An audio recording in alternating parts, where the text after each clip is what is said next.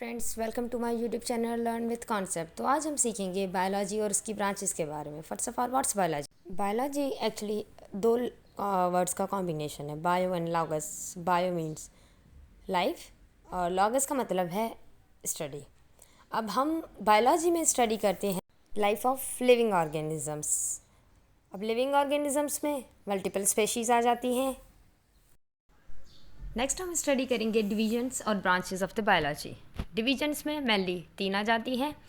First is zoology, next one is botany and the last one is microbiology. अब zoology में क्या है, 2 words का कॉम्बिनेशन है, one is zoo, other is logy. Zoo means animals or overall we can say study of the animals and botany is the study of plants. अब next है microbiology. Microbiology में study करते हैं micro organisms की हम। Micro organisms में bacteria भी आ जाते हैं, वायरस भी आ जाता है और मल्टीपल माइक्रो ऑर्गेनिजम्स होते हैं। नेक्स्ट हम स्टडी करते हैं ब्रांचेस ऑफ द बायोलॉजी। तो मल्टीपल ब्रांचेस हैं, तो यहाँ पे हम स्टडी करेंगे मतलब कॉम्बिनेशंस करके। Like first is morphology and the next one is anatomy. इन दोनों को हम साथ साथ में स्टडी करेंगे। अब मॉर्फोलॉजी में क्या है, मॉर्फो मीन्स एक्सटर्नल, जो बॉडी के एक्सटर्नल स्ट्रक्चर्स होती है ना, उनकी स्टडी हम करते हैं मॉर्फोलॉजी में। और एनाटमी में इंटरनल स्ट्रक्चर्स, जो भी बॉडी के इंटरनल स्ट्रक्चर्स हैं, उनकी स्टडी करते हैं एनाटमी में। स्ट्रक्चर्स मल्टीपल होती है, तो सारी मॉर्फो एक्सटर्नल, एनाटमी इंटरनल। तो नेक्स्ट हमारी ब्रांच है साइटोलॉजी, और साइटोलॉजी के साथ हम स्टडी करेंगे हिस्टोलॉजी की। साइटोलॉजी, साइटो मीन्स, साइटो का मतलब है सेल और लॉगस माने स्टडी। तो साइटोलॉजी में हम स्टडी करते हैं सेल और उसके साथ साथ उसके ऑर्गेनेल्स का। ऑर्गेनेल्स मल्टीपल है, लाइक माइटोकॉन्ड्रिया, एंडोप्लाज्मिक रेटिक्यूलम, बहुत सारे होते हैं साइटोप्लाज्म के अंदर, सबकी स्टडी की जाती है साइटोलॉजी में। टिश्यूज़ कैसे बनते हैं, सेल की कॉम्बिनेशन। जब सेल स्पेसिफिक ग्रुप बने सेल का और स्पेसिफिक फंक्शन परफॉर्म करें, उसको कहते हैं टिश्यू। अब टिश्यू की स्टडी को हम कहते हैं हिस्टोलॉजी। तो हम नेक्स्ट ब्रांच है, हमारी नेक्स्ट ब्रांच स्टडी करेंगे वो है फिजियोलॉजी। अब फिजियोलॉजी और उसके साथ स्टडी करेंगे जेनेटिक्स की। अब फिजियो में हम स्टडी करते हैं हमारी बॉडी के नॉर्मल फंक्शंस की, फिजियोलॉजी। अब नॉर्मल फंक्शंस हमारे मल्टीपल हैं, like respiratory, excretory, urinary, different जो है सर्कुलेटरी, डिफरेंट बॉडी फंक्शंस है, सारों की स्टडी करते हैं physiology, is study of body functions. Next branch genetics.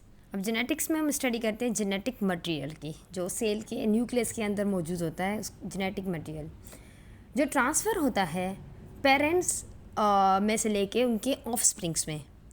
जो भी उनकी औलाद होती है पेरेंट्स में से उनके ऑफस्प्रिंग्स में आता है, और ऐसे ही जेनेटिक मटेरियल उन पेरेंट्स को उनके ही पेरेंट्स से आता है। ऐसे जनरेशन बाय जनरेशन वो ट्रांसफ़र होता जाता है। तो ये सारा ट्रांसफ़र उसकी हम स्टडी करते हैं जेनेटिक्स में। अब जो बायोलॉजी की नेक्स्ट ब्रांच है वो है parasitology.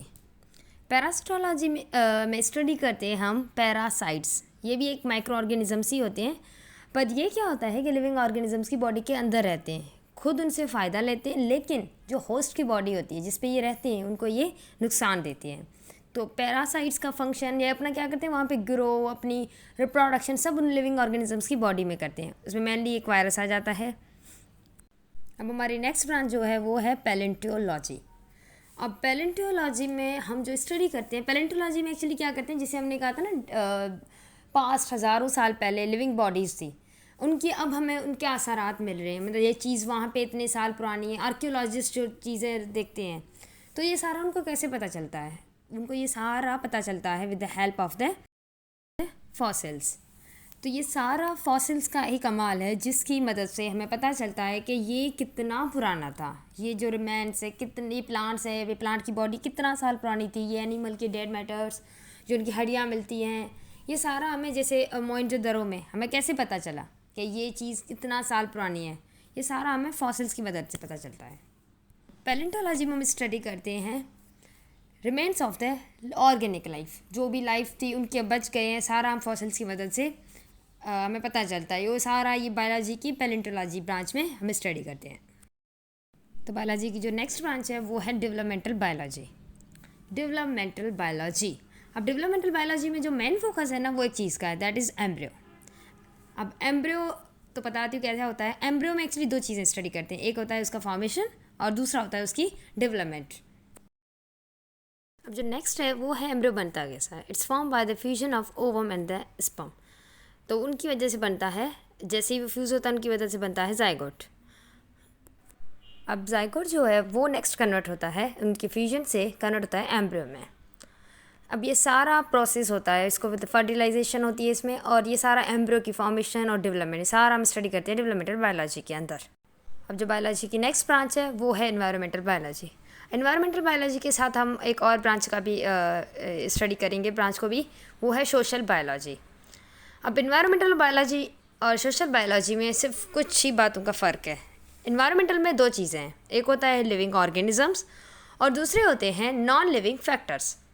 Living organisms and non living factors, अब इनका एक दूसरे पे क्या इफेक्ट है वो सारा इनका हम स्टडी करते हैं एनवायरमेंटल बायोलॉजी के अंदर।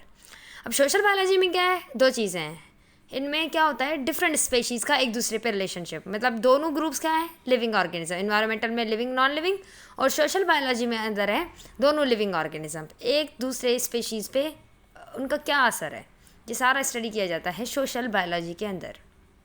स्पेशीज़ मल्टीपल होती हैं, humans, animals, insects, birds multiple हैं, लेकिन जब नॉन लिविंग फैक्टर्स में हम जाएंगे तो वहाँ पे एयर, वाटर, टेम्परेचर, जो नॉन लिविंग फैक्टर्स वो होंगे हमारे। तो बायोलॉजी की जो नेक्स्ट ब्रांच है वो है pharmacology. Pharma means drugs, medicine, मैंने इस वर्ड से निकला है, फार्मा मीन्स ड्रग्स। अब एक्चुअली इन ड्रग्स के इफ़ेक्ट्स, साइड इफ़ेक्ट्स, पूरा जो बॉडी में इनका रोल है ना उसकी स्टडी करते हैं, वो सारा फार्मेकोलॉजी में हम स्टडी करते हैं। अब ड्रग्स में हम इन करते हैं, मेडिसिन को भी आप कह सकते हैं, तो सारा ड्रग्स का, मेडिसिन का जो बॉडी पे इफेक्ट है वो हम बायोलॉजी की इस ब्रांच में स्टडी करते हैं, दैट इज़ फार्मेकोलॉजी। जो नेक्स्ट ब्रांच है वो है टेक्सोनॉमी। टेक्सोनॉमी में स्टडी करते हैं क्लासिफिकेशन ऑफ लिविंग ऑर्गेनिजम्स की। और उसके अलावा जो हमारी नेक्स्ट ब्रांच है वो है बायोटेक्नोलॉजी। अब बायोटेक्नोलॉजी में क्या होता है कि हम ये असल में रिसेंट एडवांस है, बायोलॉजी की जो है ना रिसेंट एडवांस है। इसमें दो चीज़ें मेन होती हैं, मेन चीज़ दो हैं जिनको हम कैटेगराइज करते हैं कि बैक्टीरिया जो एक्ट एज ए वेक्टर करता है, जिसको इस बायोटेक्नोलॉजी को हम आगे एक चैप्टर है उस पर पढ़ेंगे। दूसरा होता है जीन। अब क्या होता है कि जीन हमारे मल्टीपल फीचर एक्सप्रेस करता है, तो हम जीन को बैक्टीरिया के थ्रू एक्सप्रेस करवाते हैं। बैक्टीरिया के साथ साथ बैक्टीरियोफेज भी और भी दूसरे होते हैं वेक्टर्स, तो मेनली इन दो काम इनको दो मेन को हम बायोटेक्नोलॉजी में स्टडी करते हैं। तो ये सारी ब्रांचेस आज इस लेक्चर में मैंने कवर कर दी है। नेक्स्ट टाइम नई वीडियो में नए टॉपिक को हम समझेंगे।